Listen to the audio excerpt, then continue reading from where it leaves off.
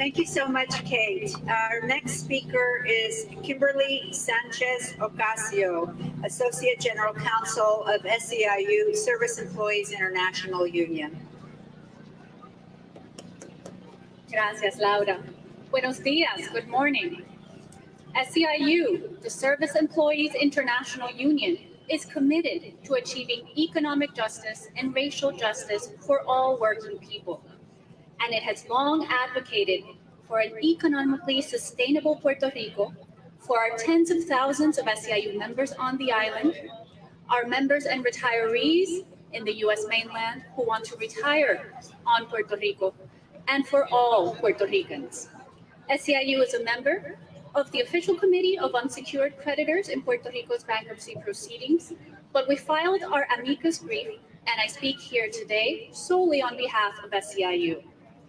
SEIU's members firmly believe that ensuring the provision of SSI benefits to Puerto Rico residents is key to avoiding needless poverty and to putting Puerto Rico on an economically sustainable path.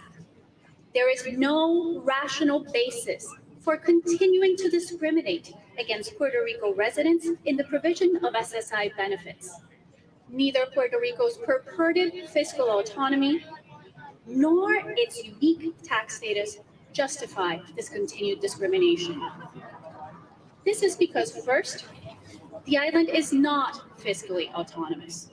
Particularly under Promesa, it is not Puerto Rico's elected leaders who control the island's fiscal policy or who set the spending priorities. It is instead the federally appointed junta or oversight board.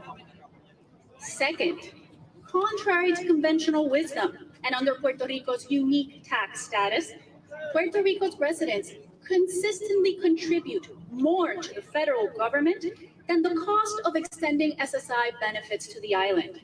Specifically, Puerto Rico's residents contribute $4 billion a year to the federal government. They do this by paying Medicare, by paying Social Security, and by paying payroll taxes. $4 billion. The cost of extending SSI benefits to the island is $1.8 billion a year. Puerto Rico pays more in absolute dollars than do a number of states that receive SSI benefits, including Vermont, Wyoming, South Dakota, North Dakota, Montana, and Alaska. When one refers to net federal transfers per capita, as explained in our amicus brief, Puerto Rico contributes more to the federal government than do a full 1/3 of U.S. states. Far from being treated generously by the federal government, then Puerto Rico is getting the short end of the stick. Any fear of negatively disrupting the Puerto Rican economy is also unfounded.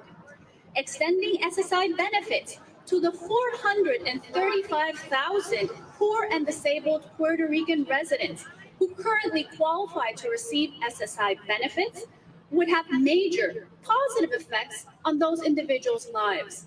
And it would also have major positive effects on the economy of Puerto Rico. Extending SSI benefits would lower the island's poverty rate by an estimated 7 percentage points.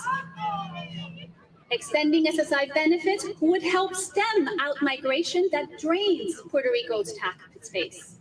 And extending SSI benefits would encourage consumer spending, resulting in an estimated tens of millions of dollars in additional sales tax revenue and increased job creation. Ending SSI discrimination for Puerto Rico is the right thing to do. We urge the Biden administration, members of Congress, and the justices of the Supreme Court to do what is right and to ensure SSI parity for Puerto Rico. Yes.